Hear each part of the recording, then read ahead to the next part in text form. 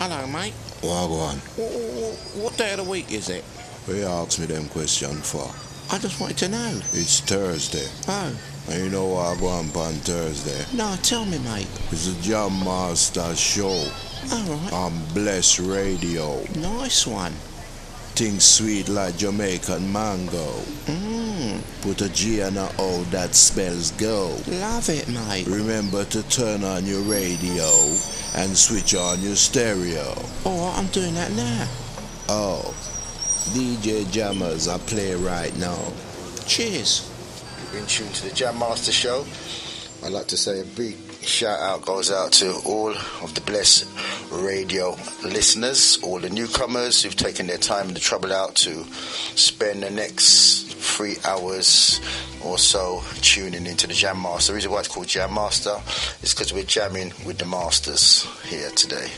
So we've got a full house once again of esteemed guests. So you're advised to listen keenly. Yeah, and I'd like to thank Critters for dropping me down here. He took half an hour because he was doing his Christmas shopping. What you talking about, man? And you should find out your whole way to get down there, because you know me have before the Christmas shopping, you know. Critter, what kind of thing this about Christmas, Virgin? Why, you know, it's the best time you look at free food, man. Oh. 55 pence and you get a free food, just buy a Christmas card. I want him to tell you, Don't tell about free food, If you hear me out, you know, Critter, don't eat the turkey this Christmas. See, them go down to Jamaica and see Jankra fly. And see how it looks so much like turkey. Them say Jamaican turkey fly high. Alright, mistake. Watch yourself, you know. Mistake with the chicken then. Yeah. One with the chicken. And the mince pie. Hey. I forget the mince. Everything, man. Yo, you have to look for the rasterization, you know. What do you mean? I'm getting like no, man, we did the pasteurization. No, you don't want pasteurization, Virgin. That's not going to make you too oily. You see, for the Christmas. Go to the restaurant, not the car, you know. Restaurant. Yeah, go to the restaurant. We can't find one, man. Leave a root restaurant, you know. Why? I thought you on YouTube. Well, me look at identity, you know. Yes, sir. I always pond them ditchy. It always ident up the place, not you. Upon the woman, yeah. You know. Yeah. The woman ident upon the titty. What you say? Yes, man. I said go. Me know me identity. Critters, this is a family show, please. Yeah, man, Critters. None of that talk here. Anyway, thanks for letting us. Just keep away from the brandy anyway. We are talking about Critters. There's a brandy. Go and drink some brandy. Yeah, yes, Lyndon. So after that introduction, could you announce yourself, please, once again? Greetings and welcome to the Jam Master Show. My name is Lyndon, and I'm here with some other experts in the studio who are ready and just raring to go. I'm here today to give you a little bit of what we call reiteration. Yes, which is to revolve around and recap what we have done over the last 3 weeks. Just a little snippet here and there, but just a reminder all the same before we move into the full program. So, yes, and also part of this is, as we said, it's about identity, and we want you to apply. It's not just here to talk. We want you to apply or analyze and see if it works, the principles and the ideas and what we're going to put towards you. And basically the essence of what I'm saying is we talk about master. We're not talking about mastering you. We're talking about a master is something you put up. So basically your identity is something that you put up about yourself, and if you've got a problem, you need to identify what the problem is to solve the problem. So this is where identity is the key. It's what you attach yourself with, what you associate with yourself with, and how you move is the identity. Well, what we're saying on this show is you have the power to create and manipulate your own identity, your own ID. I love that, you know, Brother Jammers. The guy just gave me a wild idea, and I'm just going to give it. Listen out there, Massive. You're the ones who matter, you know, and we are not here to flatter or butter. Yes? We are just simply here to give you research, real research facts, yes, which might enable you to see from a different point of view, at least a different prerogative. Imagine that you were at the foot of a mountain about to climb it. No one who climbs mountains ever climbs it in a straight line. You have to go at different angles, maybe in a zigzag, to make a journey. As you take each angle, you would have realized that you're seen from a different angle, whether it's 22.5 degrees, 45 degrees, 90 degrees, 180, 270, and so forth. Until you've made your way right to the very top of the mountain, you are then not able to see 360. But then when you get there, that's when you are able to do that. I want to say this to you, that what makes us do this? What makes us prepare week after week and bring in esteemed guests to relate to you? Because there's a relationship between Bless Radio and you, our audience. We don't know any other way but to be true to you, to give you all the information that we can so that you may form your own solutions. We are not here to give you solutions. We are only here to give you the facts, and you can take it, resonate with it, question us, question it, question yourself. Because when you find your real identity, you would have then made many decisions. One of the major ones is how to dump all the stuff that you've learned that is of no relevance to you as an individual. Dougie? Have you got? Yeah. What do you hope to gain from this show today? Well, first I want to just properly welcome again to the Jam Master Show. Again with some esteemed Guests, inside the host, I mean, like anything else, I'm looking to really, to be informed, be educated, and to come away with more information, come up more wiser.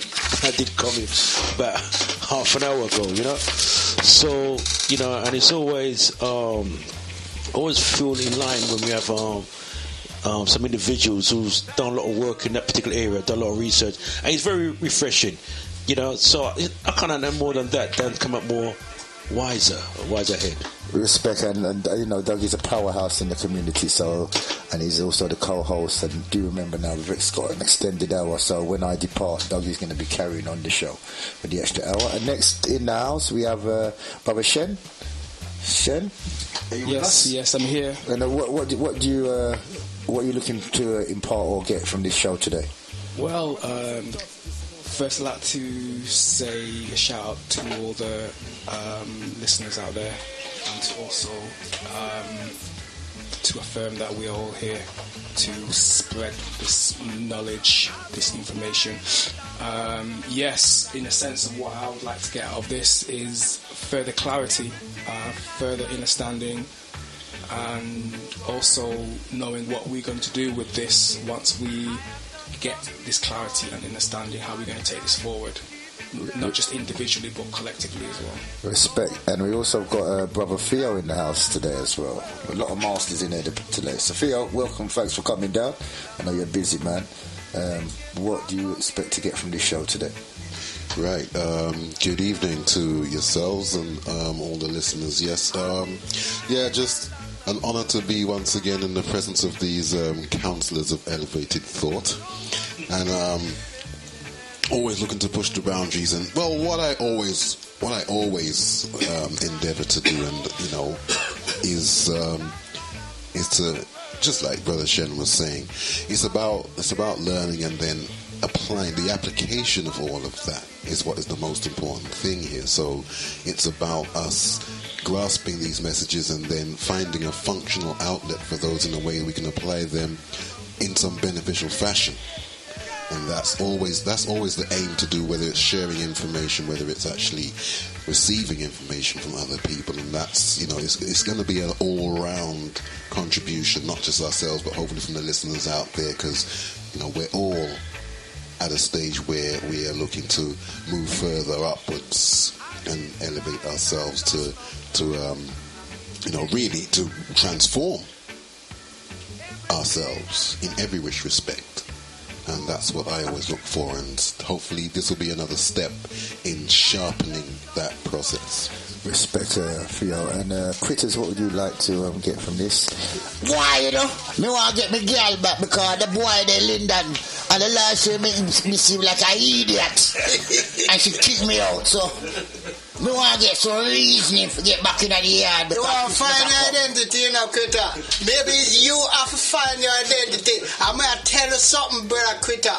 We love you still, but hear me now. You see, if you are follow fashion, yeah, we are called follow fashion Critter monkey. Boy, I deal with boy, because me always I say, me look for the woman, I always for identity.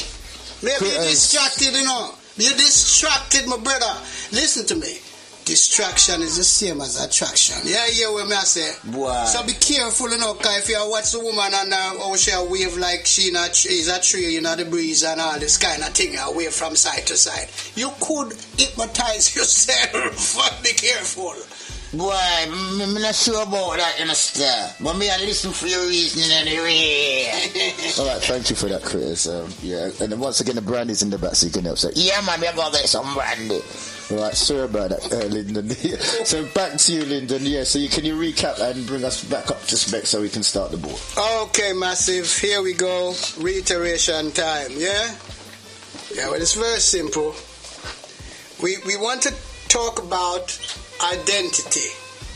First of all, we have to have some kind of a background, and our background for the last 3 weeks and is today and forever will is from a man called William Glasser. Now this man's a scientist, and of course prior to that he'd become a psychiatrist, but he's moved on to greater things, still using psychiatry as part of his tool. What he does, he's written some basic concepts here, and under the heading of identity he says, reality therapy asserts that all humans, regardless of culture, have a single basic need. This is the need for an identity. The need to feel that we are somehow separate and distinct from every other living being on the face of the earth. And so, it's as simple as that. How do you feel about being unique in your identity? And if that's so, you're actually saying that your identity can never or ever look or feel or be sensed as somebody else's. So if you are feeling that, I'm acting this way and acting that way and I don't know which way I'm going, if you reach the crossroads of your mentality, and you don't know where you're going, left, right, center, or forward, then therefore you have not yet found your identity. Respect for that. So, yes, that's an excellent statement. Shen, have you got anything to add to what's been said?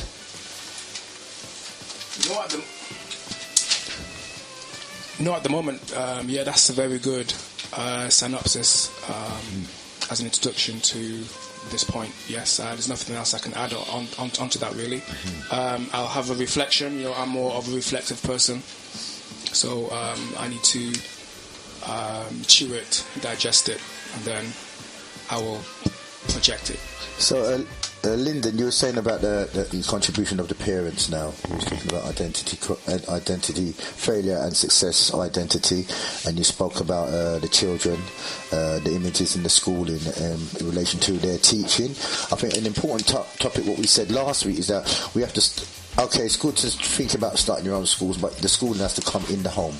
And that's where the schooling has to come. And the next important principle is with the advent of the internet and the social media, and we had a young brother last week who wrote a book based on social media, youth can pick up information really quick now through that aspect. So Lyndon, you said about the parents' contribution now. What can... The parents' contribution, but not only the parents, because remember that our children spends more time at what is termed as school, yes, many more hours per day than they do at home in our presence.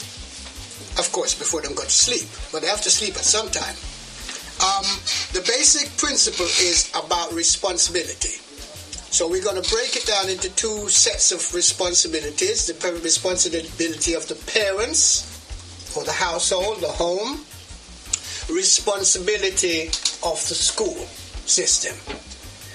Because identity is it has so many varying elements, and some are also compatible elements. So one of the major things we've learned over the last 3 weeks is about the idea that someone of us, maybe me, maybe you, maybe somebody else, can have a failure identity as in opposite to a success identity. So we must always have that in mind no matter what we discuss, and see whether we know whether we as individuals or we know of anyone who's suffering or might be from either of those. You know, they might be suffering from a success identity. How can you be, hold on, man. We are talking about, how can you suffer from a success identity? We are dealing with what? Well, many times, just like fear of failure and fear of success, many more people suffer from fear of success than fear of failure. Right. So the same thing goes for identity. Because I'll give you one example, and I hope you don't mind.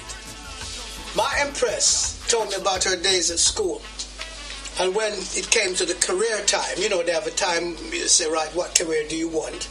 She says, I want to be a secretary. And she was told then, in that generation, black children were not supposed to be anything else than cooks and baby producers. And so she was told by a career advice officer, forget about being a secretary and go and learn to cook. That is real. That is so real. So here you are with somebody who has got a success identity probability. Let's knock down, bang, you're not good enough to be a secretary. Of course, she's proven them wrong year after year after year. And you or any of the audience out there, the big people out there, listen to me. Come up and tell us. Have you been through anything like this where you've not been encouraged to go with your flow? You're a genius. You were born a genius. But then somehow by the time you go through the school system, you start thinking yourself as odd, as like an excess. You're being rejected, abandoned, you know, being stereotypically branded an idiot, not good enough. When you think about college, or when you think about universities, that is far beyond what they ever think we would ever get through to. And so that leads to failure identity. But before that, you may have had a success identity. That's my explanation. Shen, would you like to comment on? Yeah, I'd just like to add and affirm that that's the same example or the same experience I had in school as well.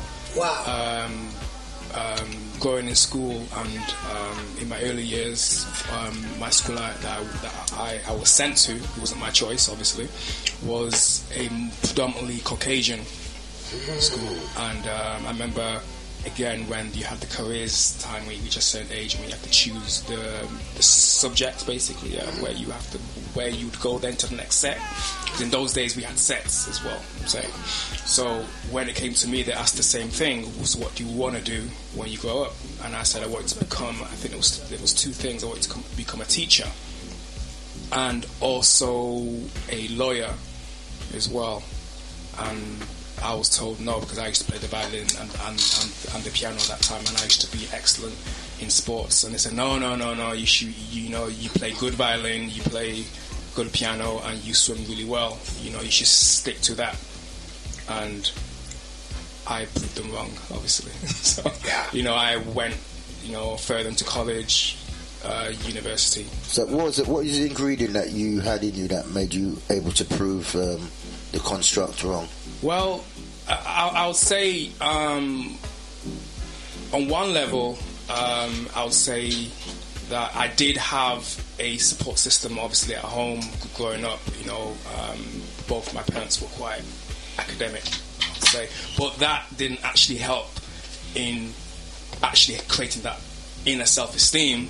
And I think it was more so when I started to get to know who I am, who I was and who I am as an individual, but also as I'm studying my past, studying the great ancestors as well of a men's group as well. That really helped me as well. Thank you for that. And Theo, so what would you say in your opinion is the construct behind the essence of these creations of the identity, successful and failure concepts? What would you say is the construct, how this has been constructed and why?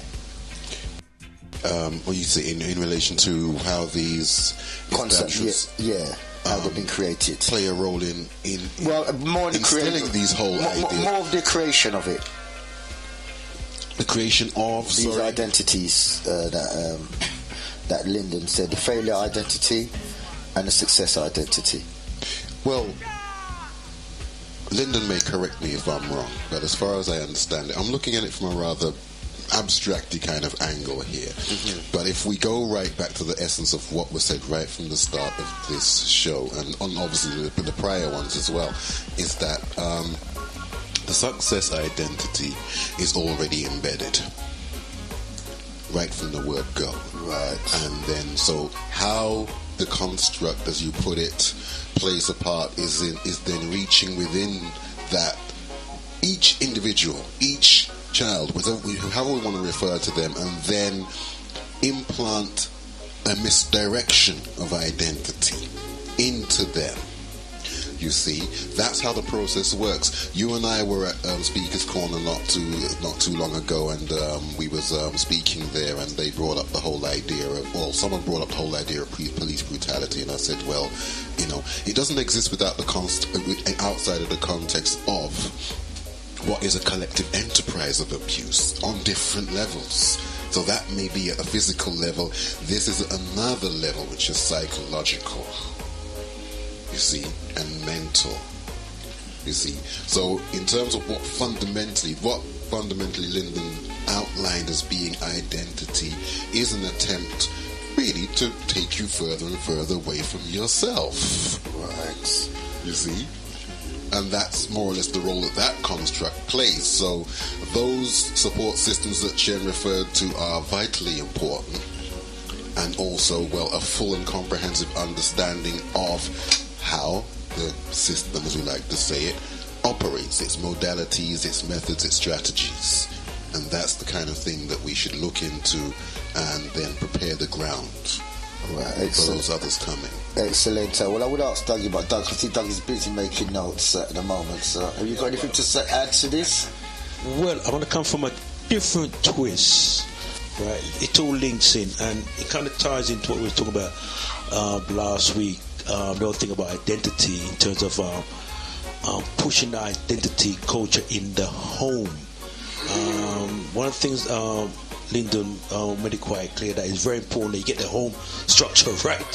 You see what I'm saying, right? And the reason why I want to bring a twist to it because I know people where there's this woman on not YouTube, on WhatsApp, expressing that WhatsApp in basically the social worker is taking a child from her and basically giving the child whoop her money to run up and down the place with a bedroom and smoking out them thing there. But what I don't understand is that the same social worker have the child wrap her in the bed and all them thing there. I heard it. Yeah, right. And when she speaks, very expressive, and she said enough. In my mind, I said to myself, I kept took so long to reach the stage to really, my mind, you know what I mean? It's very disturbing, to be honest with you. Listen to that. But it kind of ties into what Brother Lyndon talking about, what we talked about last year, the whole thing about identity now. The whole thing about culture, identity. You see, because we had them thing in place. There's no way these people can come in and do nastiness and nonsense. You know what I mean, right? So, you know, I'm just trying to twist it, but you kind of all links in. If you understand what I'm saying, because it ties in neatly what we talked about last week, the home environment. You see what I'm saying? See? Yeah, I mean, I was also going to say, you know, when we spoke about even the identity crisis and how that's formed and how that's created is very holistic, I'm saying, and stemming from what we were saying about how it works on a collective as well, and also which then creates a mistaken identity as well. You know what I mean? So, you know, so many of us feel as if they have an identity, but you know, really they're having a pseudo identity, almost like a colourable identity, something that appears to be real but isn't. You know what I'm saying? So that's really important to also understand how historically how they've created, or how the system or the institutions, corporations have created this false identity. I'd just like to break down the word mistaken. See, the identity that you've taken is going to make you miss. So that's what mistaken is. So Lyndon, I just want you to round your comments on what's gone around the table, and then we're going to have a little break. So great examples, great comments. You know, every single contributor has come in and reinforced what we've been doing for the last 3 weeks, and that is really a good way for us to go as a show and a program. Let me just go quickly to what Brother Doug said, because I did see that video as well. One of the major things, apart from seeing it again and again, and guys like me who's been around for a long time, you know, been advocate for children and parents and all different sorts, I want to tell you, I recognize that. I recognize it because, you know, a previous wife of mine and her sister are both social workers. I know I have friends right now, currently, and they are frustrated because they did not go into social work, to do that. But being in that authoritative position, if one is corrupt in mind, can easily do what Brother Dougie just said. You understand? Break up the whole of that mindset of that young boy. Yes, you know, and take him away, and knowing he's in his teenage, he was 17, right, Brother Dougie? So it's 50, from about 15. That's from when it started, but he's 17 now. No, it's 19. 19 now. Sorry about that. But it just shows you, over 4 years, right, or even at the beginning, at any stage, this young boy is being influenced by some values and beliefs that is not his. Yes, right. I remember at the beginning of the program there were 7 elements, but I chose values and beliefs because it has so much impact. Yes, this is a great example for us to really take forward as the example. You can think about it. Think about being that child. You can think about being that parent. And the thing that really got to me, it was a young mother. It was a young mother, and I could feel her emotions. Yeah? Just before you come in, Brother Shen. So I'm moved, as you can hear. I'm a passionate kind of guy, and I can't hide my passion. And it's really good to get this reinforcement as to what the program was styled around, and to say these are live examples. These are things that happen while we sleep, and it happens while we're awake, and we are not always cognitive or knowing about these issues. It's sad, but you know what? For everyone that they jump into the individual psyche, sometimes we have to look back and say that certain households permit that, encourage that, and you know, with the values and beliefs which are not ours, saying, oh, the teacher is right, or the social worker is right. You understand? They don't look at the other side to say, who is being conned here? Yeah, but do you understand? It is the child. Yeah, but let me just jump in. I know Chip won't talk, but you know what's interesting? She's a social worker as well. Yeah. Yeah, you see what I'm saying? Yes. You know what I mean? Yes. Well, and she get to realize the fallacy in it, you know what I mean? Yeah. Right? Yeah, but a social worker can only do what they're told to do. Told to do, that's right. Qualifying is no problem. Intention is no problem because everybody's intention is pure, yes. but it may not well fit with the traditions, yes. more so than culture. Yes. Do you understand? I think we have to make that big divide. Yes, like the Red Sea. Yes. Yeah. Culture is like personality. It can and most times changes. Changes generationally, changes culturally, changes belief-wise. But tradition is our heritage. And we have to outline that. Tradition never changes. And that is the backbone of what parents, because they don't have any much say in the schools, but parents have to take that responsibility. When I mentioned last week about going into homes of melanated Nubians and seeing not one iota of reference to who we are, I'm saddened. I'm surprised I'm able to run that big, long marathon for 50 years because it is devastating. It eats up all of your energy and you're thinking, what am I doing this for? Do you understand? You can criticize when something goes wrong. You can ask for my help when something goes wrong. But what are you as a parent doing? Yeah?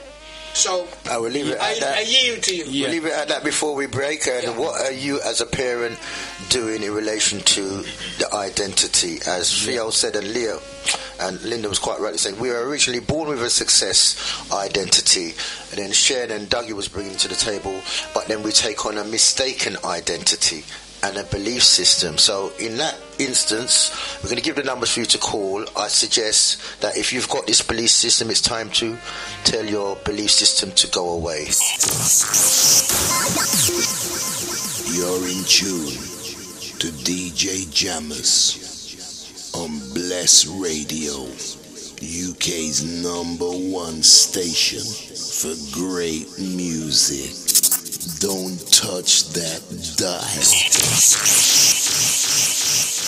Yeah, we're back after. We're just warming up our subject matter identity. The track we played, Go Away Dream. So once again, if you've been given a false dream or false identity, it's the time to make it go away. We started off with a recap on identity, and we were talking about success and failure identity, and then we brought in about the schools and the parents' role.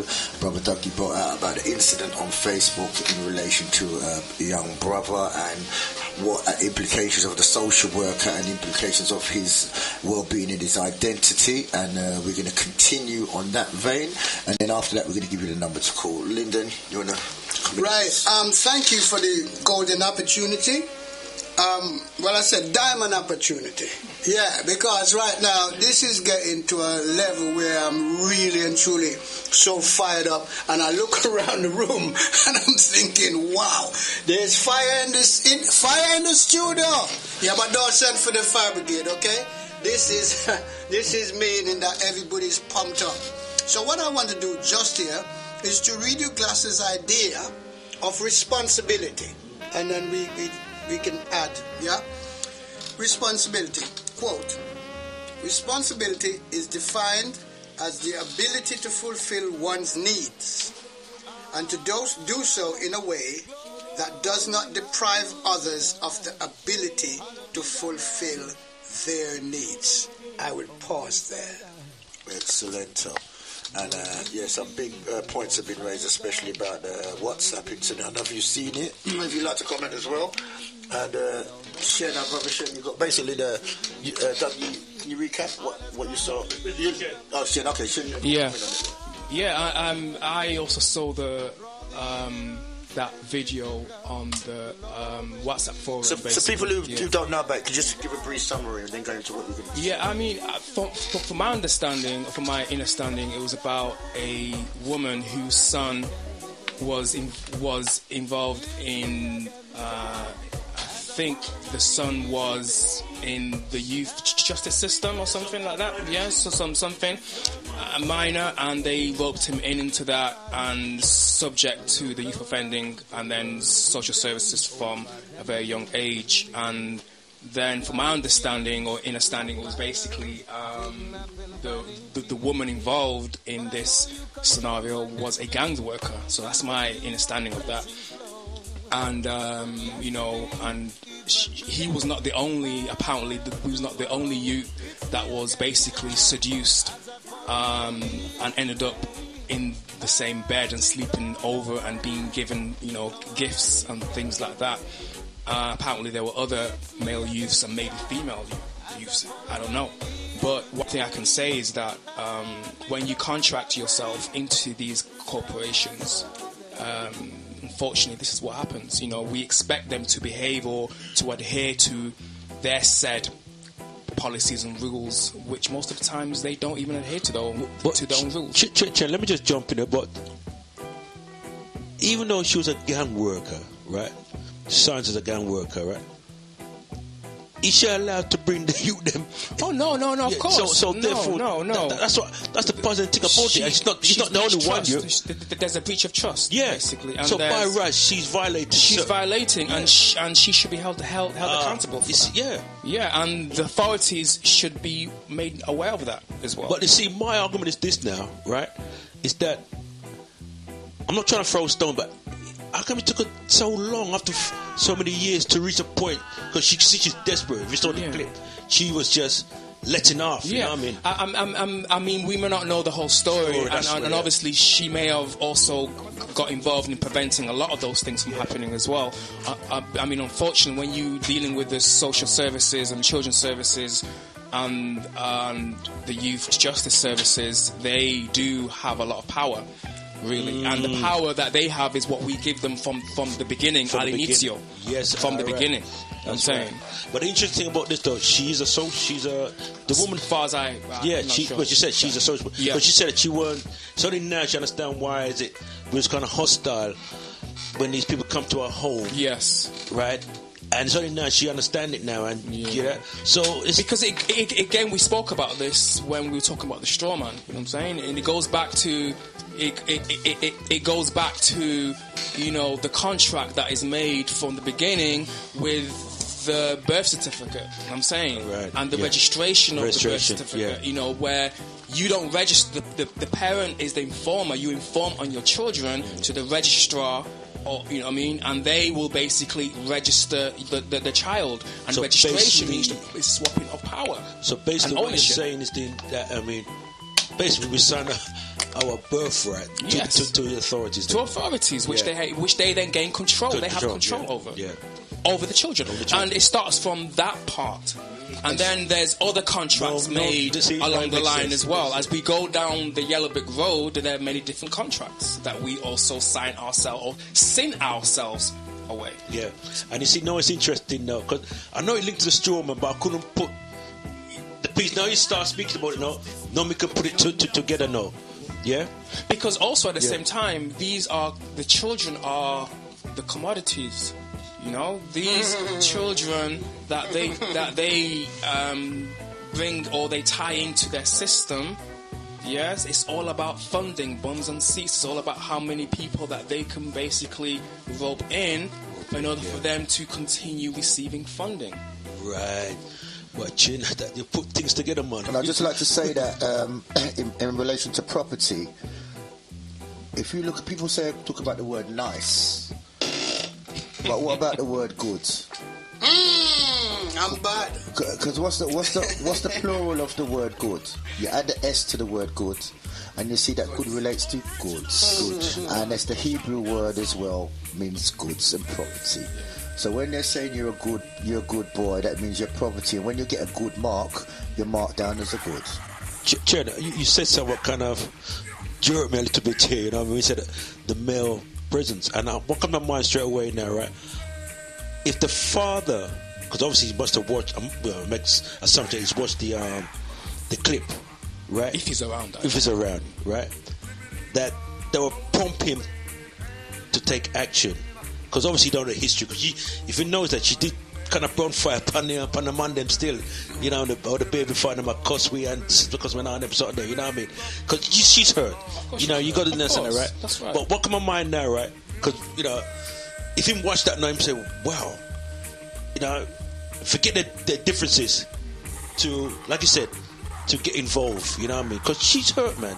She's hurt. Yeah. And it comes back to what Brother Lyndon said, because, I mean, people listening right now, and, you know, we're not enough player talk, you know, I'm not coming for play with people and chat with people. We're the reason, and, you know, and, you know, I deal with things, and what comes to my mind, and Lyndon's right, is support. Yeah.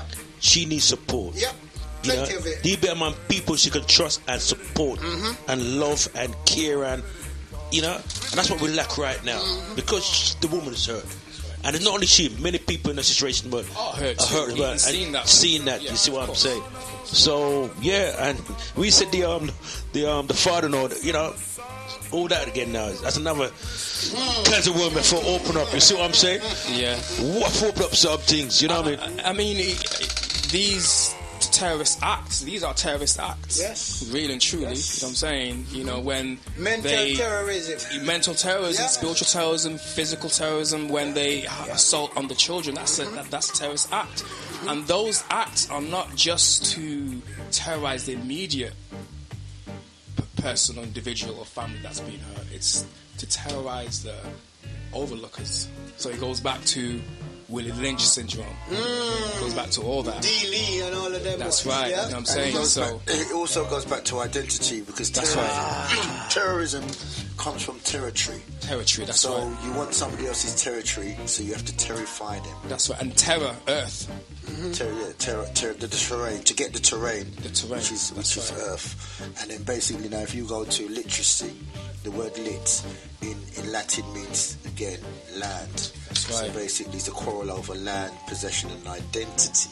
So every word, every sound is designed to fear, terrify you, so they can take possession. If it's not your land, it's your mind, it's your psyche, or it's your body, or it's your wealth. And true, and on that point, every, you know, when you look at cultures or people who have their identities in check, you know, they have their land in check, they have their culture in check, they have their language in check, they have their economy in check, economics, echo the earth, you know what I'm saying? So they have all those things in check. And the next thing, as we were saying earlier, good actually means goods. So being good means somebody else's property because you're under this acceptance mode of being nice. Evil in Hebrew means perverse, silly or foolish, but evil in Greek is akou, which means hearing and understanding. So basically they've tricked the identity of the sounds and make you accept. Where we said about acceptance, you're accepting somebody else's sound, somebody else's definition, somebody else's way of who you're supposed to be. You know, well, identity is when you define who you really are, because that's your only real identity, and it's not based on somebody else's sound, word, or definition. Theo, you said something about refining the language. What did you mean by that? I was thinking I was going to come in here and be the and shake things up a bit, which is usually what Dougie does.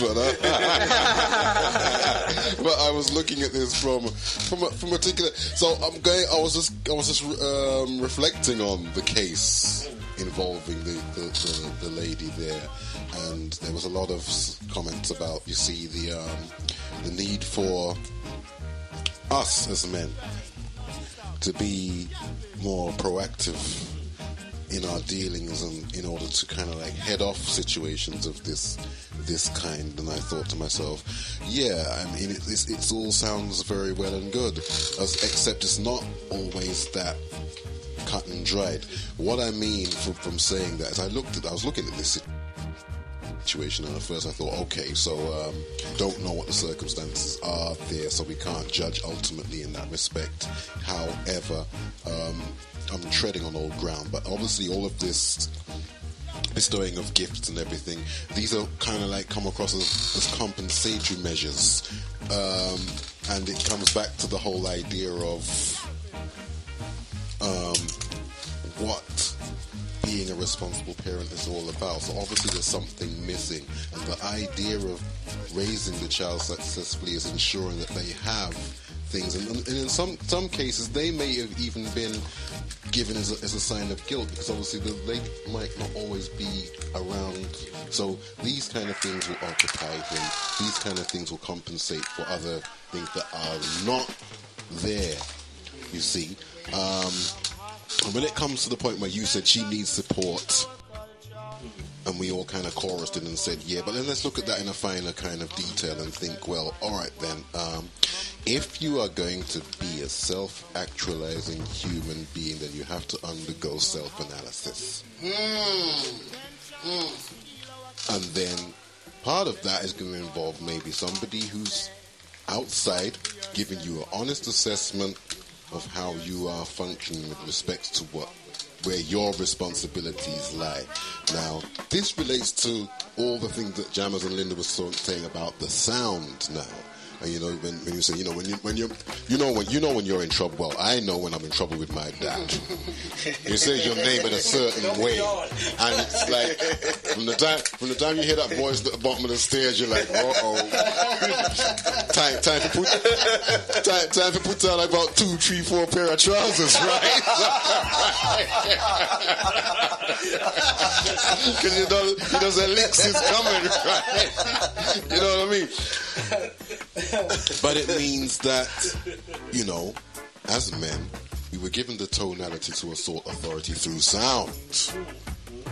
And it often means we have to take up very unpopular positions. And I'm sure, as we all know, masculinity as a whole is kind of under assault at the moment.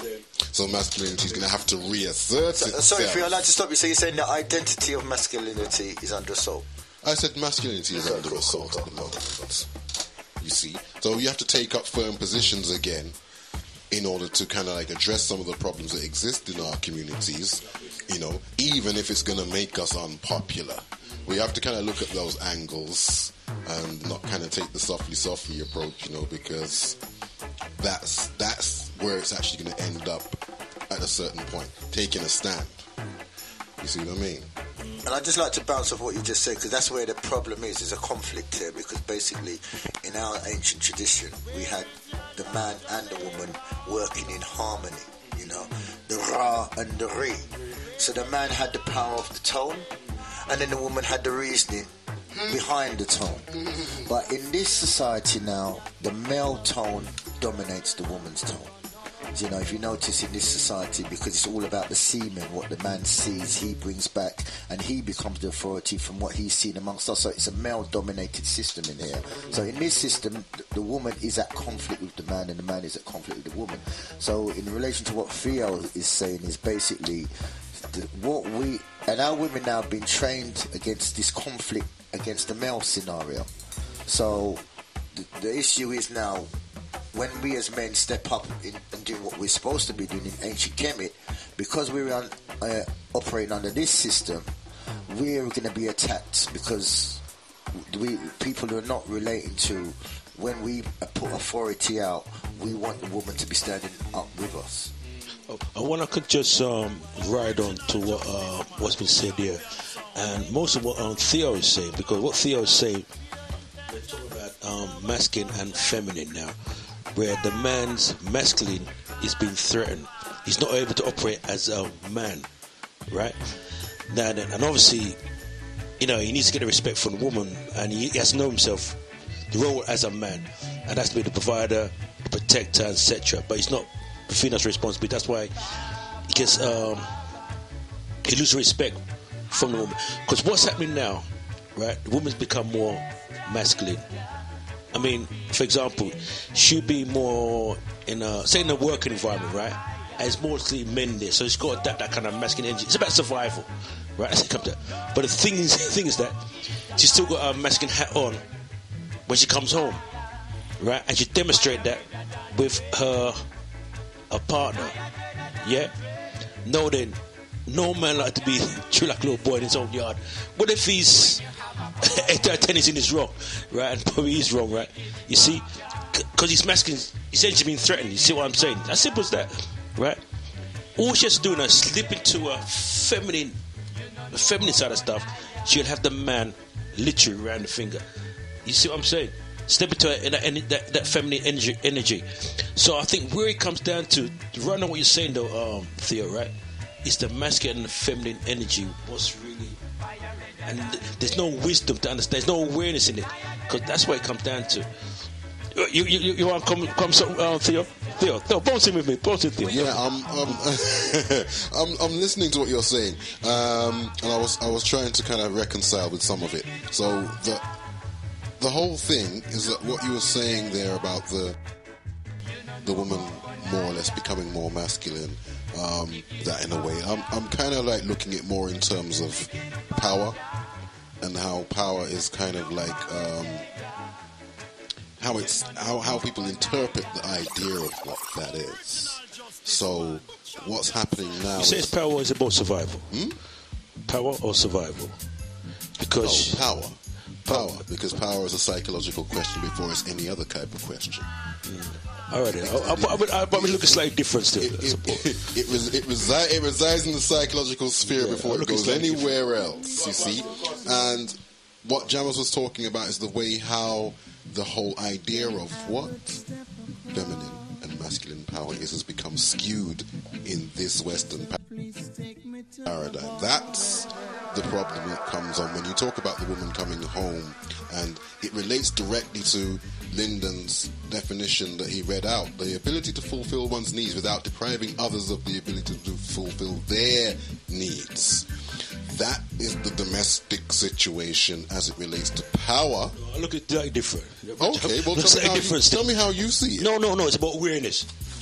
All right. Come on, about awareness. Oh, you've gone on to a different kind of like your approach now, but you're talking about awareness. Awareness, because she's not really aware. She's not really aware that she's got a masculine hat on, so she demonstrate that masculine energy with her partner. No. All right. Can I just come in here for a second, if you don't mind? Yeah, Listen. I hear what you're saying, my brothers, and I'm not here to disagree or agree. I'm here just to continue on to the subject matter of identity. And I just want to bring us back to something that we've talked about for 3 weeks, and just wanted to reiterate that now. And it says here, Glasser said, don't forget, Glasser said this, said, any child pre-5 years old are operating from a success identity. From 5 years old, which coincidentally happened to be nursery school first reception class in junior school, to 10 years old, that's when this failure identity takes place. So it has to be something to do with the curriculum within the schools and the so-called authorities from the education department, and as the tree, as the root, and running straight into the subject matter, how it's taught, the beliefs and values of the people teaching, which is part of the individual's characteristic. I'm going to give you an example. When my daughter was going to a local junior school, 2 things happened. One, I went to pick her up, and I couldn't find her in the playground where she normally comes, so I went into the school, and I found her sitting there with one woman. I asked the woman who she was, and she said she's a teacher. I said, well, you must be new, because I've never met you before. I've met all the teachers to do with my child. And do you know what really happened? That woman was wanting to give my child a failure identity. Because when we got home, took my child, we got home, my daughter went in her room and she wouldn't come out. So I said to her, well, honey, what's the matter? Come and talk to Daddy. She said, Daddy, you're going to be very upset. I said, well, what about? You know what she brought me? A syringe. A syringe! Can you imagine? I was exploding. I said, where did you get this? She said, a woman you were talking to, she just handed it to me before you came in. I'm telling you, that's my thing. Do you understand? Here, that's one example. The second example was the deputy head, right? Used to also be a teacher. And I came one day to pick up my child, and the head teacher said, oh, you can just go up and get your child. It was close to end, so I didn't want to stop their little thing. They just finished PE. No, the last lesson was PE. So I stood at the door, and he said, oh, we're just going to do PE and then that's it. I stood there, the door was open, and I heard him telling the children, get ready. And some of the children weren't getting ready. And I'm an observer, so I'm just observing what's going on. My daughter walked out. She came to me and she said, Daddy, I don't want to do PE. This was unusual. So I said, oh, go back in. She said, oh, no. Glad you come. So I said, okay, honey, just stand there a minute. You want to join your friends anywhere? She said, I'll watch. Do you know what I heard that deputy headmaster say? Because a little child said, like he stubborn, he's not changing his clothes. And, he said, but sir, she, pointed to one of his other pupils, she's always teasing me. And the headmaster said, but I heard you the other day, right? Teasing her. So what is the problem now? He says, well, my mommy ain't got the money to buy me a new pair of briefs, and the one I've got on has got a hole in it. Do you know what the deputy headmaster said to him? Get your trousers off and change into your PE kit. And I had to step in. I said, excuse me, sir, can I speak to you outside? And he came out. I said to him, listen, I'm glad my daughter wasn't there. Because the truth is, I would have got violent. How could you tell that little child? That little child's how many years old? He's embarrassed. Could you not have used a bit more common sense or whatever it is and say, well, okay, I understand, you don't have to, or you don't have to take part. So I went straight downstairs and I told the head teacher that I don't want my daughter in that teacher's class. So there's my actual example, and I can give you many over the years because I've got many children, okay? And I can give you over the years. But just those two came to mind just now. Right, so let me just go back to the 5 to 10-year-old business. So, parents, I'm talking to you. We're talking to you. We're doing this program for you. We can't force you to do anything, but we'd like you to consider the comments that you're getting from the show. We're saying if you feel that you're lacking in responsibility because you don't have the strength to do it, I'll give you my phone number as a coach, and I will speak with you and ask you what your needs are. And I will give you a free, did you hear me? A free £250 session. I will give it to you free. Right? If you just need to talk to somebody. Because sometimes you just got to do this. Can't make money be the thing. You understand? They want more than obviously you can make a thing. I'm offering that to you, free. Because I want to hear all of the situations that you're in. Call the program. Tell us what's going on. What is your experience? Now, after 10 years old, it's like dropping a pebble at the top of a snowy mountain and watch it roll and the snowball forms at the bottom, almost as tall as the mountain itself. This, I feel, is what's happening to that young boy. Because we haven't talked about him yet. Do you understand? What makes him, who knows what power this social worker has over him? They groom them, Yes? Do you remember when schools had, when they kicked children out of school, they had to go to a unit? Do you remember that? Right. I've been to many of those units. And I've had to complain. And I've been to situations when what's it called now? There's a university that's in Hendon. What's it called? What's the university in Hendon? It used to be in Enfield. Trent Park. Well, they have a branch there as well. But anyway, I've been, to places that some of you have never been. And I've had to observe. And I'm telling you, it starts off from junior school. When it comes to, adolescence, remember, it is another growth stage. And that's the only time when young people think they have the independence to act on their own. Do you understand? They will challenge their parents. Yes? And so therefore, let me say this. I heard what you said, Brother Theo, and I heard what you said, Brother Dougie. But let me just say this. We weren't wanting to criticize you parents out there. Just want to make that absolutely clear. It's just a point of view. Yeah? We're not saying whether you should or should not do it. I just want to clear that up because I don't want to be complicit into any mindset outside there thinking that we're blaming them, okay? Absolutely. All we're saying is that there are times when we have to be aware of our behaviors in and around. Yeah, Middlesex University, that's the one, thank you. But in and around, yes, our children. Sometimes we are not aware that our behaviors are impacting our youngsters. Yes, I have brethren who do the thing. I'm not going to say no more than that. Yeah? And it's carrying on in front of the family. You can't do that. Sister and brethren.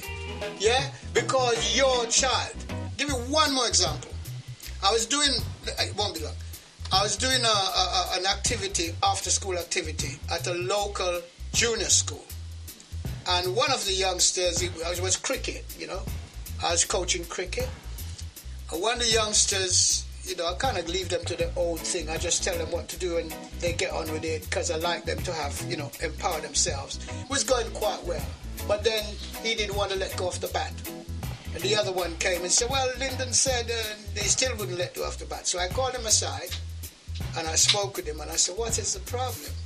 And he started to tell me about the other child. I said, I don't want to hear it. It's just got to be discipline here, right? Principles, discipline, structure, and routines. That's all we do here. Then as I walked off, I heard him say, my daddy going to shoot you. And I turned around. This is a child, he was probably 8 or 9. I said, sorry, what did you say? And he said it again. Then he started to cry. So the person who gave me the job came up to me and said, Lynn, what's going on? I said, ask him. And she asked him. But she was standing there, so she know I didn't do anything to the child. And I said to him, son, don't ever say that again to anyone. Do you understand? Well, the upshot of it is, he threatened the other boy as well. And told him that he's going to get his gun, his daddy's gun, and come back to school and kill him. And when I heard that, I had to stop the whole session. Because there was a point to be made. And I called the head teacher and I said, I want to talk to all the parents of these children. And if you don't, then I won't come back. And I told them what happened. So anyway, when he calmed down, he come to the side and started to apologize. I said, okay, well done, son. I appreciate that. I said, well, what were you saying about this gun thing? He said, my daddy keeps his gun in the chest of drawers in my room. That is 100% accurate. So I said I had to see the parents. And he said, oh, don't see my daddy because he'll certainly shoot you. I said, well, he'll have to. When I saw the mom came, said the daddy said, no, I'll come because I'm here about Lyndon and Lyndon is this and that and the other. And he, there's a man who knows who him is and da-da-da. The mother apologized. And she said she's been telling him time and time again. He doesn't even live there. It's not like he lives at home. He visits his child there. He's allowed to visit his child there. And that's what he did. He put his gun in there. So, I'm not saying everybody's the same. Right? And I'm not throwing any aspersion. These are real life things that's going to go into my autobiography because it did happen. But I'm saying to all parents, you have to have a responsibility so that the child doesn't feel pained and lonely, because that's another part of the failure identity. Right, thanks for that. And what it is, after the break now, we're going to go to applications and solutions and the way forward. Thank you. You're in tune to DJ Jammers on Bless Radio, UK's #1 station for great music.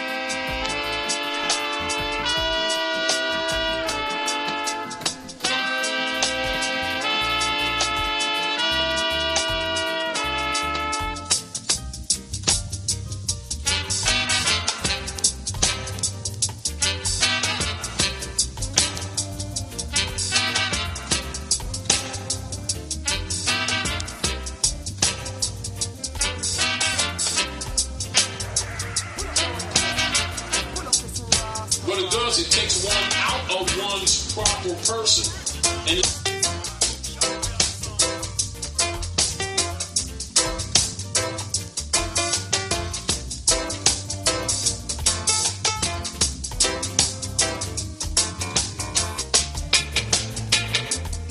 white and black are legal statuses. They were designed for social engineering, connotative linguistics to take the people out of their proper person status.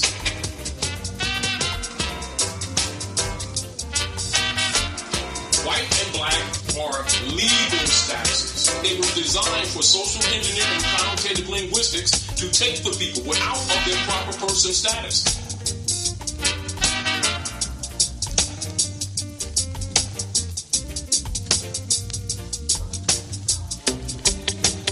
What it does, it takes one out of one's proper person. And in law, when one is not in propria persona sui juris, that means when you're not in your proper person, you have no standing at law.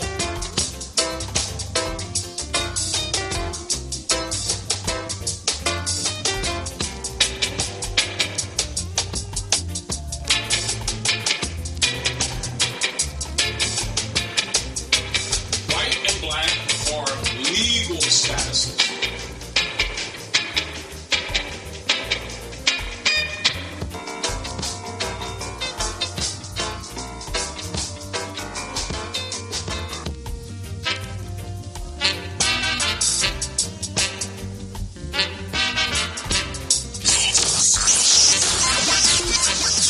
You're in tune to DJ Jammers on Bless Radio, UK's #1 station for great music.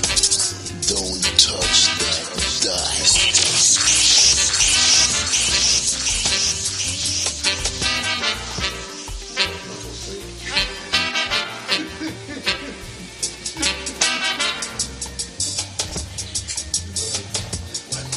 White and black are legal statuses. They were designed for social engineering, connotative linguistics to take the people out of their proper person status. Right, we're back in tune, and now we're looking at solutions, the way forwards, applications, and we're still stuck on. I wouldn't say stuck, but we are on the concept of identity, and I just like to just go on with what Linda was saying about the gun business, and this is another aspect of what's happening to us, taking us from our success point, is especially in the media, is a successful identity. Now it's a mistaken idea that you've been given that you need drugs, women or guns to be successful, and you can see that throughout our music industry. The hook lines and the chorus, the dress codes, the videos, it's all giving you a mistaken sense of identity. The other aspect, what Linda brought to the table, is our successful, and Theo and everybody really, we originally have a successful successful state. And what I want everybody to apply and remember is, in your successful state, without anybody giving you a definition of a word, an idea or a concept, without having any form of religion or book to guide you, you was able to do one of the hardest things that ever is possible. You were able, by your own intelligence, to stand on your own 2 feet. Everything else is now trying to defeat you, because a feat is an accomplishment. And we are now, as what's been said around the table, operating in a weakened state. This is not our real identity. As soon as you take on somebody else's word, concept, ideology or tone, you are operating or training yourself to operate in a weakened state. So now what you have to do once again is what you've done originally, is learn to stand on your own 2 feet. And by that I mean have the ability to be able to walk away from the McDonald's takeaway, the Kentucky, be able to walk and be able to have the ability to try to eat something that's going to benefit you. And the concept is having the ability or trusting yourself to be able to stand on your own 2 feet, you know, being able to pick up something conscious and not watch the porn movie, you know, and then as a poor person, the ability to be able to try to relate with who you are, your woman, your child, and take it to the next level. I'm going to play something to Theo and Shen, another form of identity. Oh, I can't play it now because, but basically, I'd just like to throw this to Shen before we go back to Lyndon. There's a concept saying that black and white is a legal term, and it takes you away from your who you really are. Shen? Yeah, these are colourable identities. What do you mean by colourable identity? Like when you look at the word colour from a Black's law etymology and dictation perspective, it's a simulacrum.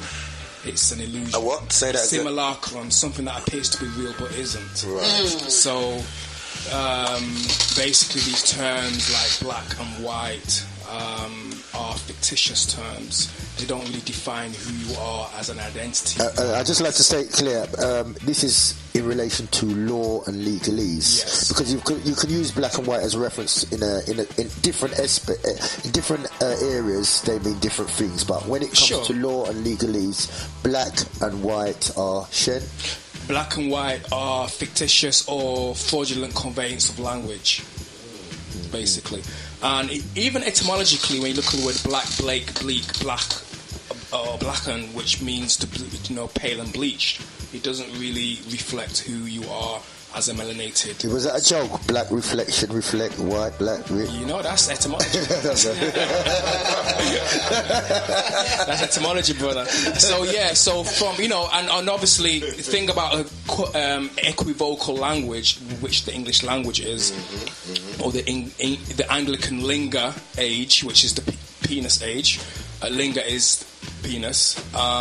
When you go back to the etymology of it, we're looking at from a aggressive and very, very military-based language. Everything is about war, basically. So we have to be very careful. But just to break that, because they make you weak by giving you a diction. Exactly. Diction. To stop your productivity. Yeah, and they give you an addiction as well. So when you go into certain environments, it's very important to know what language you're going to use. And from a legal perspective, and when you look at legal is an appearance of law. It's not actually law. So that's another thing. But yeah, so it's very important that we know exactly what our identity is in relationship to what other people have given their identity, and we've now bestowed it upon ourselves, basically. And Theo, a case for blackness? More like a case against it, but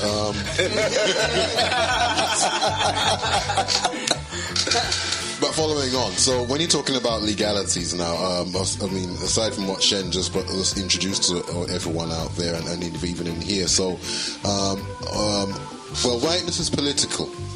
Forget color really in terms of shades and hues. Whiteness is political. Blackness has no political standing within the framework of whiteness, and that is the only framework within which blackness really has any standing. In that it doesn't have any standing, if you get what I mean. It's a creation of whiteness, and it's not an identity. It's pretty much a collection of conditional responses, which we unfortunately, fraudulently, due to what my guy just said, fraudulent conveyance of language, we assume to be an identity, and it doesn't really function effectively on that level at all. We could go on all night about that, but that more or less, because whiteness as a political identity plays upon themes of professionalism, ownership, competency, themes of hierarchy, and all of those things are granted kind of the whole idea of authority, and as you said, substance, wealth within what they call their legal structures. You see, Western means white. So many other things mean white because it's on a political level, it has legal standing. And that's basically it's a status symbol. It represents the status. Absolutely. What's been put in place. That's right. And when you believe you're a crayon or a colour, then you're not relating to land property. And you're taking you away from that aspect of who you are, your bloodline. That's right. Absolutely. And just to go back on that before we get back to the essence of today's show, is relation to basically when you take somebody else's word or ideology on, you're really taking on a part of who you really are, because we relate to a spiritual identity, which the body is just the holding device. And if you look at the word, what they turn you away from, ham comes from the word car, and car is our kinetic reality, which is car means to carry, and R is the spirit. So we carry the spirit. That's what we are. We are spiritual carriers. We really are the all. So we are everything. We're not one person's word, because if everything comes from you, that means you are everything. Everything else is just a part of you, who you really are. So the man is the car, the mother is the ma. So that's how we become calm. We're a calm set of people. We are calmer and everything. And we are like the chameleon, the charmer and the chameleon. We are part of everything, and everything comes from us. And this is the reality of who we really are. And now we're going to go back to... Oh, just before you do that, right. Sorry to kind of when you kind of stopped in midstream, said Jammers, and you said you're taking on a part, and you said a part of who you were, and I thought I preferred what you first said. It's more like taking on a part, because you're playing a role. Right. Yes, you're playing a role that isn't faithful to the original performance concept of who you are. Right. I love that. Yeah. And just want to add that. And to do that, they've got to do the program and give you the scripts and give you the ideology that they want you to reproduce in yourself. Exactly. Because you have everything in yourself. It's just a stimulation of you. Like you have an idea for a footballer. You already programmed yourself what you're going to do if you win that cup. So that means you've got the feeling already in you. So when you win the cup, you're just producing the feeling that you've got already in you. So that's basically every feeling that is outside, you're producing it internally already. But you've been tricked to thinking you need that McDonald's hamburger, you need that girl, you need that big car, you need the chain. That's right. But the feeling you're getting from that is coming from not the chain, it's coming from you. Yeah. Well done. Nice one, John. Lyndon. Well, I did fashion out some more research, and I just want to say this, that this research is in relation to, it's relative to all that has been discussed in this studio today. I found out through another means, and this brother's name is Howard Gardner, and he's talking about intelligence reframed.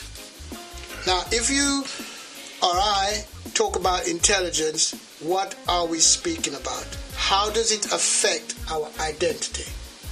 If we at any point are unable to be aware that we have omnipotence, then of course we'd be heading towards a failure identity. If we fail to be aware that we have omniscience, which is really omniscience, and if we again want to relate to this intelligence thing, we have to think about when these are all available. So let me just explain that omni means all, and potence obviously is a short name for potential. Okay? The second point, omniscience, is pronounced, but when you spell it, if you break it up, you will see it's omniscience. And when do we need to be aware? See, sometimes people don't get to their identity because they're not quite sure when to identify. It's really simple, and the importance of identifying, nobody wants to stand out. No, nobody wants to be different. We have to think about indifference. We have to think about the negative emotions of shame and blame and hurt and all this. They're all labels. When we are ready to give up all of those labels, we will then be able to identify with whom we really are. Because emotions are given as a blessing, as a gift to each one of us. But because of the construct of how the educational system is an enslaver, it brings us to believe that being different in that way is something wrong with it. So a child is a genius. You tell them at home, you're a genius. Go right ahead. You can never be nothing else but a genius because you got a brain and it functions in whatever way it does. Take autism. A lot of people said, autism is a disability. When an autistic child is brought to me, or the parents come to me and say, I've got an autistic child, I said, are you rejoicing? They're shocked. I said, okay, get in touch with Silicon Valley and see if they operate on a system where they employ anybody else but autistics. What does autism mean? Well, autism is, to me, and I'm going by Lyndon's upside-down theory from a scientific point of view, all autism means it is a condition of how we use our brain. Same as dyslexia. In relation to what? In relation to what we are thought to believe is the norm.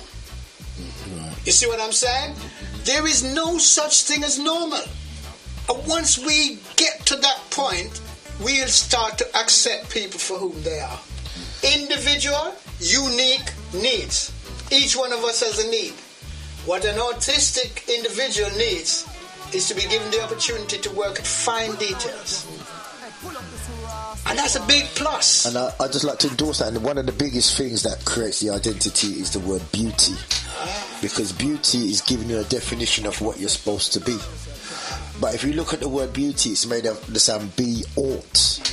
Be yourself. Beautiful means be full of yourself. Right. And if you don't follow the concept, which is hidden in the word by giving an opposite polarity, it will create a form of autism where you won't be able to relate to what is around you because you'll be given the false concept of what beauty is. And beauty means to be yourself. And I'll go again with you. And with all the other commentators here, highly regarded commentators here, let's just take dyslexia, which is like the most common thing that you hear them talking about. But nobody ever talks about dyspraxia. Do you understand? What's dyspraxia? It means that you are not able to speak, if you like everybody else. My brother, I've got a brother, and I never realized it until I started to look deeper. He was talking about horse racing one day. And I said, who's riding a horse? And he said, Pat Edley. You hear what he said? Pat Edley. And I said to him, you mean Pat Edley? Is there a new jockey? And he said, I said Pat Edley. So to him it sounds as what is read.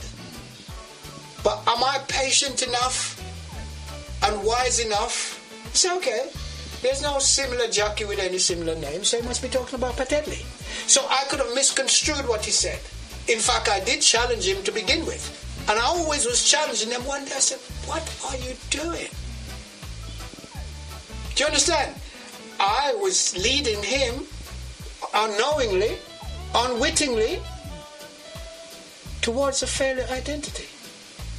And these are some of the things I want parents to think about. If you've got a child and they call it a disability, do you know what it used to take to determine whether a child is dyslexic or not? The word often. Do you see words together often? Yes. Does it seem as if it's all jumbled up? Yes. And a few more questions. And you are now, you are now a responsibility to the state. Now, if somebody feels their responsibility to the state and that they're less than, how the heck are they going to have a success identity? And so we have to look at what we are doing, each one of us, and address our approach, because it's built on values and beliefs which does not belong to us, but we are not yet aware. And I'd just like to say that when it comes to psychological definitions of who you are or identification of who you are, it's not based on a physical condition. It's based on somebody's assumption, based on a theory. Yeah. You know. Always in a theory. And science is never accurate for too long. It's only accurate according to what's happening at the time. You know, because 1 minute coffee is no good for you, then it's good for you, then it's not good for you, then it's good for you again. How can the one thing, but that's why it's very important for us to define words at all time. Well, you see what we need to do? We need to refine. That's what I'm saying, refine. Because D means to bring you down. Refine then, right? Refine words all the time, because we can't get ourselves kind of lost into other people's definition and so forth, right? But I just want to, because you did say that you want to look at solutions, right? And I've written down certain things here. If I just want to bring these things to the table quickly, and one of the things we need to look at is things like rites of passage. Right, to me, I haven't been involved in rites of passage, but I know the benefit of rites of passage. I know people who's been involved in it, and you can see the result from it. Yeah. Very quickly, things like there's Manhood Academy. I don't know if people heard of them. Yeah, heard of them. Here's some of the things about them. I would encourage people to check them out. There's the 100 Black Men. Yeah. Right. Doing tremendous work. Also, there's organisations like Find Your Voice, but I'm very much. Well, I'm involved, but it'd be a problem if you weren't involved with it, There's a Speakers Club. There's a Speakers Club doing tremendous work out there. There's the Holy Coptic Church, and it's a different kind of church. It's more of a teaching church, very disciplined, very, very disciplined, and they go into the old scriptures and everything. There is also want to bring to the table as well diet. It's very important that people get the thing of change their lifestyle, and diet is very, very key. So I want to bring. Can I just interrupt you, my brother? Sorry. Is it possibly you could use the word nutrition? With nutrition, thank you. In terms of nutrition, but we need to look at all that and turn on his head, because one of the things is quite clear that because of our nutrition, what's really messing us up, and we need to turn his head. Very quickly, I just need to big up a couple other people. Sister Miriam who's having a great time listening right now. Raggedy, pick up your status. Siam, well, we know about your power, Siam, you know what I mean? Oh, there's one or two people still, but yeah, I just want to bring that to the table, yeah. Yeah, that's excellent. I'd just like to bounce on what you said about nutrition. It's basically, once you can stand on your own 2 feet, you've got an identity that you need to maintain yourself, because everything needs to be maintained, even a car, clothes, so once you've got your proper identity, then you'll know that you need to maintain yourself by your diet or your nutrition. Watch it enough. Quit on it. Because you're the brand, Well, can I say this? Yeah. I started off by saying about intelligence, via the universe, in that vein. I've looked at Howard Gardner's, and I want to bring 2 points here. What he actually said is the honor of having fashioned the first intelligence test. Does anybody remember the IQ test? Yes. Yes? Do you know that that is part of what they use? Yes. To debase our intelligence and therefore heading us towards a failure identity. How does it debase our intelligence? Well, can I give you a little bit of fact? The honor of having fashioned the first intelligence test is usually awarded to Alfred Binet or Bennett, a French psychologist particularly interested in children. Did you hear the word interested? Code for wanting to smash us down. Okay? To hide our identity, to hide our story, which is what some people call history, but not black story, if you like.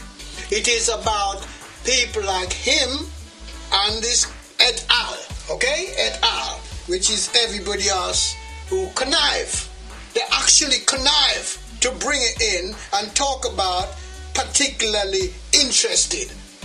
Particularly interested, the police is particularly interested in criminals. But who are the stereotypical criminals per se? It is us. So we have to understand, I love that word, my brother, thank you for that, that there is an agenda. That's what I really want to bring across. There is an agenda to change our young people's mindset, mentalities, by diving into their psyche, indoctrinating it with whatever and whomever wants to go and have a go at it. It is the mental football. You understand? It's being kicked about from one generation to the next. And I'm very angry with my own, that they know this. Nobody don't have to tell us this. Every one of us are intelligent enough to pick up. The trouble is, as Brother Dougie say, what are we going to do about it?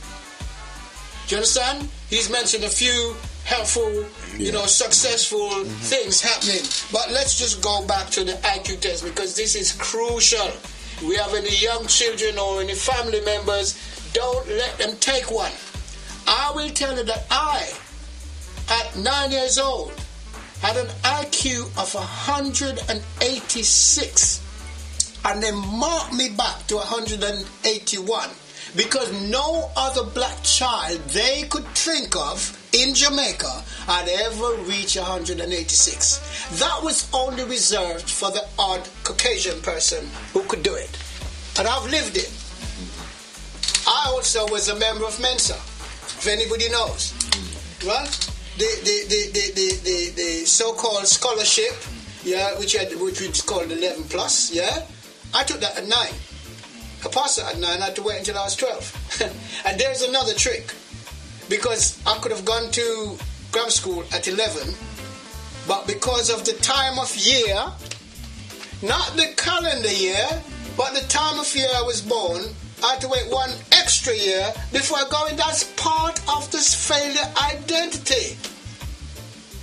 Can you imagine you're 12 and you're going into a class with 11-year-olds? Imagine that. That's crazy. I'd just like to just endorse what you said by just look at the word therapist, which any child who has a problem goes to a therapist. The first 3 letters is the, and you can work out the other word by yourself.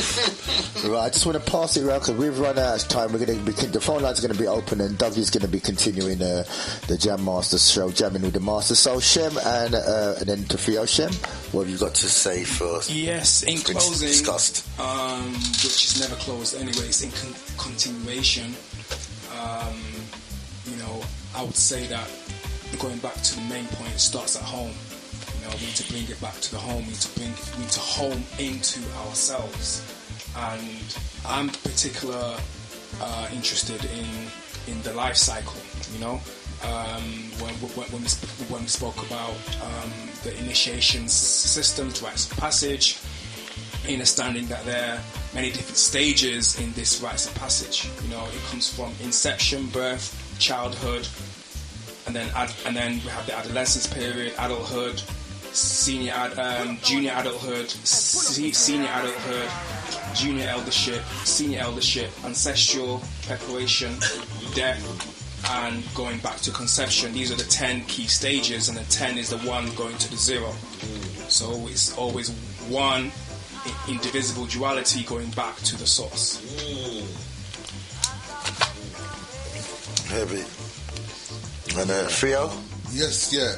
I mean, where I tend to land is on the whole idea of our cultures, because it starts. We do say it starts in the home, and but the culture is very much important. I tend to look back at my own, early years growing up, and I think to myself, those structures that we are now having to, reclaim and put into place to a certain extent, as far as I recall, in terms of my upbringing, was already there. So we're kind of looking to, well, this is like, the whole Sankofa thing. That's what needs to be done here. And I also want to reiterate certain things that Linda was saying, that there's a lot of principles here that we can refer to and we can draw upon, and there's a lot of information that's out there that we have and we can impart to everybody. But at some point, I think what's the next step would be to structure a lot of that.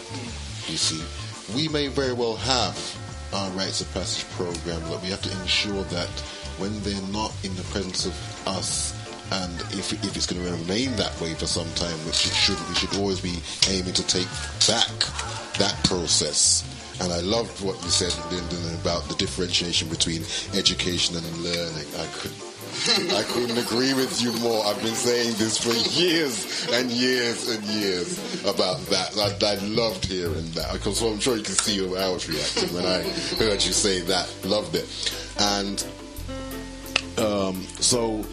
but whilst this education process is still there, predominantly, then those processes we put in place to guarantee that the failure identity is kept at bay, we have to be careful about that system interrupting the process, because we've had enough of that already.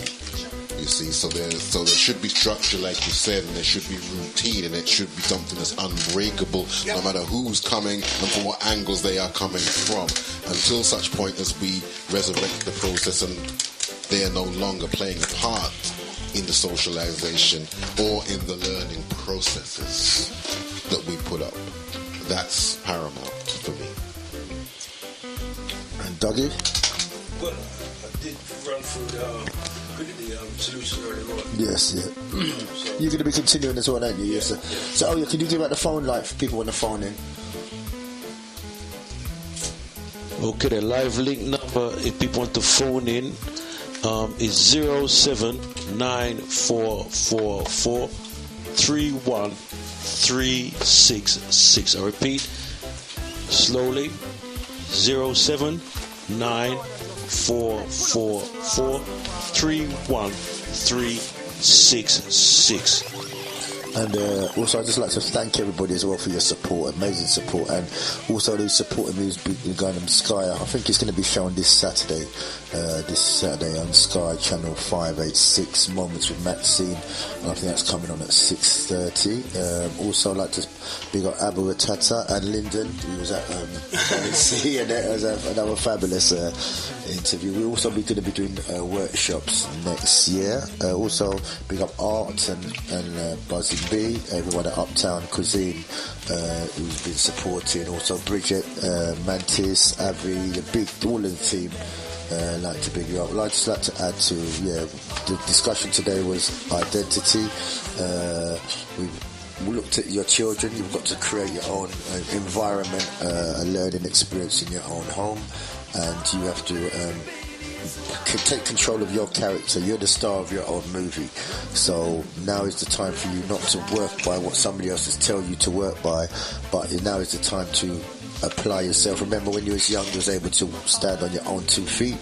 Now that's what you have to do now. Walk past the Kentucky and every other device that's designed to bring you down. The cycle of life is, first you need to sleep, the darkness. There's 3 cycles, which is your creativeness, when your body works to fix itself. Then you've got your reasoning, where you meditate and take in information, and then you've got the time when you put things out. So you work in 3 stages of your being. That's what your being is. You work in a 3-stage cycle, and there's no such thing as present. It's present. So everything that you are now is what's happened to you before, and then what you're going to be in the future. You have the power to define your future. You're going to present it towards your future. And Lyndon, I'd like you to end on the. I want to thank all the massive out there for listening. Sorry you're a little bit silent. We'd have liked to have heard, a couple of calls or, stuff. But, it's up to you. Maybe you're just contemplating on all the details. And maybe with our comprehensive manner of presenting the show and all of the attributes of all the commentators, are massive. I'm so happy to be part of this, the Jam Master Show. And we want to tell you something. You and you alone have the answer to your situational problem. There's nobody else who can do it. Personally, I don't give advice because I don't think I can use your brain for you. Okay? And I don't make suggestions in case it doesn't work out. You might be saying that guy, he has no idea what he's talking about. Of course, I don't know all of your circumstances. Let me say this quickly about the area of the father not being present in a family member's home, where the sisters have to do it all themselves.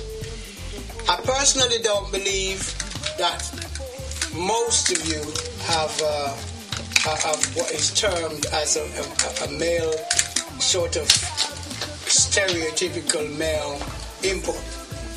But none of us as men can understand or understand what it's like for you. So we're saying, do what you need to do. If you have to be as firm as a male, then assert. You understand? I don't believe in the beating because I've got 13 children. I've never had to beat any of them yet. You understand? Because if you can talk to your child and you can't get through, then you have to make an adjustment and ask them how best they can listen to you. All right, so don't get in the hot temper and vaporize them with some blows, because that is only ruling by fear. And if they have fear at home, then I'm going to have fear outside on the street, and we don't want that. Yeah, it's fear that's causing all of those without knowing their identities to be on the street. Yes, black and black crime they call it. Yeah. It's crazy, and it is because they've lost their identities. One or two things. It's true. Either at home, there is no principle, yes, no structure, no morals, scruples, and routines. Or this is happening in school. Yes, they're being bullied. They are being bullied on the street. They're being bullied in school. Let me just say this very quickly. The structure is the junior school students are now being given a job to do, and they influence the ones that are coming from nursery. The secondary students, and it's split into age groups, say up to 15 years old, are the overseers, the modern day overseers, to implement bullyism on the junior schools. And from 16 up to 17, from 15 rather, up to 18, there is another set where the 23-year-olds, they look after them. Let me tell you, I can say this without flinching, and it's in my book. I made sure I put a scenario in there, but you have to understand what's happening. There are certain authorities who are gaining from this. One, they're gaining by our children's body parts. So the initiation of failure identities is a political form of terrorism. Hence, well, thank you for that. And to leave you with a more positive note, they're trying to attack us, people who have skins of tone. Now is the time to own your tone, and you can start by using your tones to own your vibration, increase your vibration, and you'll start to own. I'd like to thank everybody who's contributed so far to the Jam Master Show, Jamming with the Masters. And then also, if you'd like to get a copy of the book, it will be coming, I think really it'll be next week, but the number is 07497 069702. You can also catch us. We're going to be at Kwanzaa this coming Tuesday, and that's taking place at the Turnpike Lane African Cultural Centre. Starts from 4 p.m. During the program, I did offer free consultation, one session, to any parent out there or their children or both. Yes, that's having a difficulty. I run a niche coaching, and I'm going to give you that. You can get in touch with me by email, which is info, I-N-F-O, at lyndonwalters.com. LYNDONWALTERS. That is the thing you can do. Or you can phone me. You can phone my city office, which is 0845 275 7305. I say it again. 0845 275 7305. If you want to come, if I'm not there, somebody will take a message and send it through to me. But if you want to hit me directly, here's the number. 07543 329 631. One more time. 07543 329 631. No charge for your free session. Right, there you have it from Lyndon, and once again we'd like to thank everybody, all the listeners. We'll be continuing with Brother Dougie. Thank you from me, and at the same time, same place next week, and we'll be continuing this subject of the identity, also the influence of language. Hello, mate. Well, go on. What day of the week is it? What you ask me them question for? I just wanted to know. It's Thursday. Oh.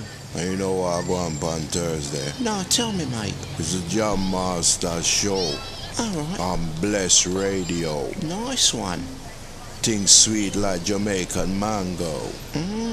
Put a G and a O that spells go. Love it, mate. Remember to turn on your radio and switch on your stereo. Oh, I'm doing that now. Oh, DJ Jammers, I play right now. Cheers.